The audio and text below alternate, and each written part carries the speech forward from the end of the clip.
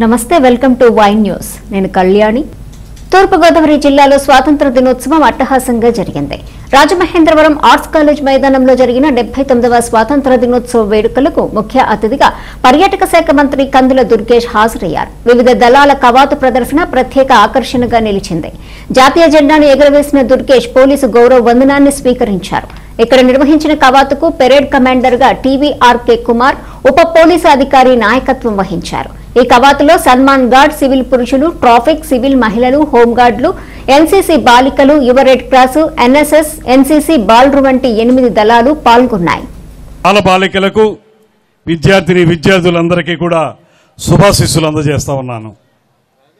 స్వార్థం ఎరుగని ఎందరో దేశభక్తులు బ్రిటిష్ సామ్రాజ్యవాదుల అకృత్యాలకు నిరసనగా చేసిన సహాయ నిరాకరణ, మరణానికి వెరవని సిపాయి వీరులు, బ్రిటిష్ హింసపై సాగించిన రణ ఫలితమే నేటి స్వాతంత్ర్యం. నేడు మనం 79వ స్వాతంత్ర దినోత్సవాన్ని ఘనంగా జరుపుకుంటున్నాం. ఎందరో నాయకులు, స్వాతంత్ర సమరయోధులు, అమరవీరుల పోరాటాలు, త్యాగాల ఫలితంగా మన దేశానికి 1947 ఆగస్టు 15న స్వాతంత్రం సిద్ధించింది. ఈ సందర్భంగా ఆ మహనీయులను స్మరిస్తూ వారందరికీ కూడా ఘనమైనటువంటి నివాళులు అర్పిస్తా ఉన్నాను. బ్రిటిష్ వలస పాలనలో దేశం ఎంతో ఆర్థిక దోపిడీకి గురైంది. ఆ స్థితి నుంచి నేడు $5 ట్రిలియన్ ఎకానమీ దిశగా 2047 నాటికి వికసిత్ భారత్ లక్ష్యంతో ప్రపంచంలోనే అత్యంత బలీయమైన ఆర్థిక వ్యవస్థ సాధన దిశగా అడుగులేస్తూ ఉన్నాం.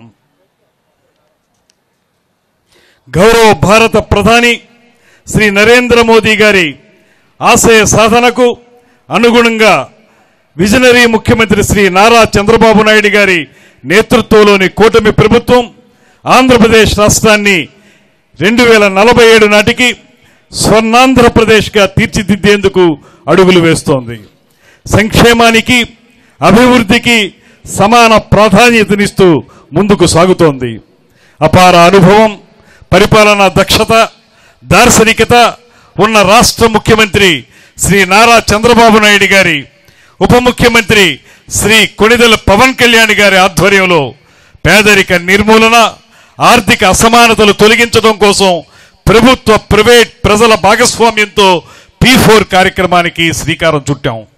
మార్గదర్శులతో బంగారు కుటుంబాలను అనుసంధానిస్తూ పేదల అభ్యున్నతికి కృషి చేస్తున్నాం.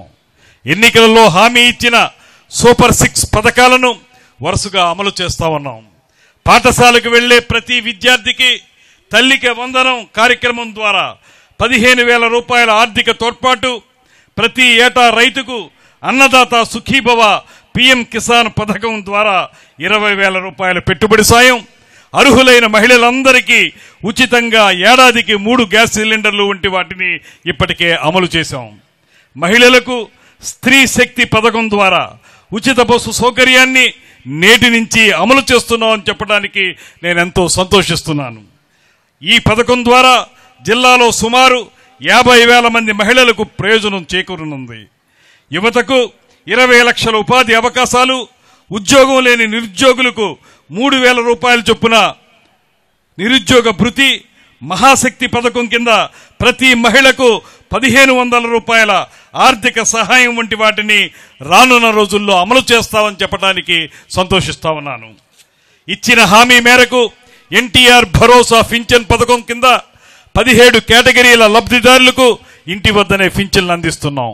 దేశంలో పింఛన్లకు పై అత్యధికంగా ఏడాదికి సుమారు 36,000 కోట్ల రూపాయలు ఖర్చు చేస్తున్న ఏకైక ప్రభుత్వం కూటమి ప్రభుత్వం అని చెప్పడానికి నేనెంతో గర్విస్తున్నాను. పేదరి ఆకలి తీర్చే అన్నా క్యాంటీన్లు ప్రారంభించుకున్నాం. జిల్లాలో 5 అన్నా క్యాంటీన్లు అందుబాటులోకి వచ్చాయి. త్వరలో మరిన్ని అన్నా క్యాంటీన్లు అందుబాటులోకి రానున్నాయి.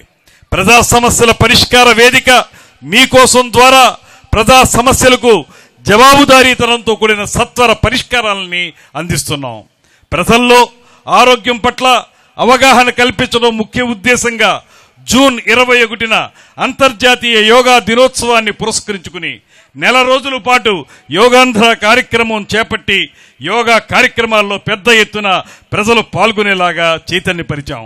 హర్ ఘర్ తిరంగా వంటి వినూత్న కార్యక్రమాలతోటి జాతీయ స్ఫూర్తిని పెంపొందించేలా వాడవాడలా పలు కార్యక్రమాలను చేపట్టి స్వాతంత్ర సమరయోధులకు ఘనమైనటువంటి నివాళులర్పించాం.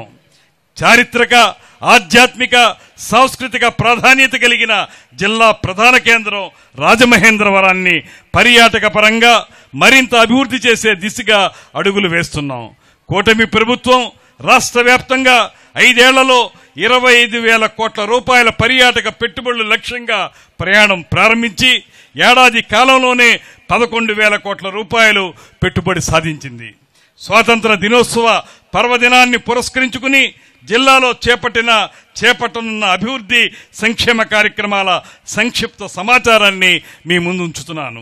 వ్యవసాయ శాఖ అన్నదాత సుఖీభవ పథకం కింద జిల్లాలో మొదటి విడతలో 1,14,991 మంది రైతులకు 57,50,00,000 రూపాయలు, పీఎం కిసాన్ పథకం కింద 20 విడతలో 1,03,834 మంది రైతులకు 20,76,00,000 రూపాయల సొమ్మును వారి బ్యాంకు ఖాతాకు జమ చేశాం. ప్రస్తుత ఖరీఫ్ సీజన్లో 324 క్వింటాళ్ల వరి విత్తనాలు, పశువుల మేతకు 690 క్వింటాళ్ల పచ్చి రొట్ట విత్తనాలు రాయితీపై అందించాం. 2025 ఖరీఫ్ సీజన్లో ఇప్పటి వరకు 42,000 మెట్రిక్ టన్నుల ఎరువులను రైతులకు సరఫరా చేశాం. ఇంకా 21,000 మెట్రిక్ టన్నుల ఎరువులు అందుబాటులో ఉన్నాయి. ప్రకృతి వ్యవసాయాన్ని ప్రోత్సహిస్తున్నాం. జిల్లాలో 40,261 మంది రైతులు 16,406 హెక్టార్లలో ప్రకృతి సేద్యం చేస్తున్నారు. 2025 ఖరీఫ్ సీజన్లో 307 కోట్ల రూపాయల పంట రుణాలు లక్ష్యం కాగా ఇప్పటి వరకు 3,192 మంది రైతులకు 13 కోట్ల రూపాయలు రుణాలు అందించాం. జిల్లాలో 57,107 మంది కౌలు రైతులకు పంట రుణాలు పొందేందుకు అవసరమైన పంట సాగు హక్కు పత్రాలను పంపిణీ చేశాం. విత్తనాలు, ఎరువులు, పురుగు మందుల నాణ్యత పరీక్ష కొరకు జిల్లాలో 4 సమగ్ర పరీక్షా కేంద్రాలు రైతులకు సేవలు అందిస్తూ ఉన్నాయి.